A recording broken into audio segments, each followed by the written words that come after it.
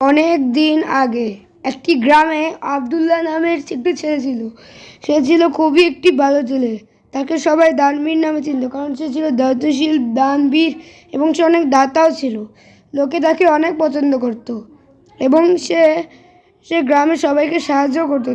সে গ্রামের সমাজের উন্নয়নমূলক কাজে অংশও নিত। একদিনের ঘটনা, একদিন আবদুল্লাহ রাস্তা দিয়ে যাচ্ছিল।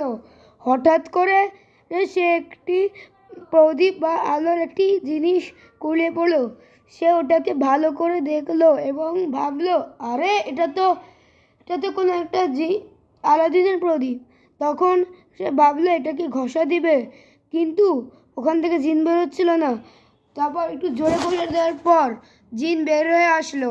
সময় একটি ব্যক্তি এসে তার প্রয়োজনীয় জিনিসটা দিয়ে বলল এবং আবদুল্লাহ জিজ্ঞেস করলো, ভাই আপনি কে? বলছে, তুমি আমাকে চিনবা না, আমি ফেরেশতা, আল্লাহর পক্ষ থেকে এসেছি, তুমি অনেক নামাজি, এই জন্য আমার কাছে দিয়ে গেলাম। বলে অদৃশ্য হয়ে গেল। আল্লাহু আকবার। আল্লাহ দানশীলদের পছন্দ করেন এবং মানুষকে ভালোবাসেন যারা ভালো কাজ করে।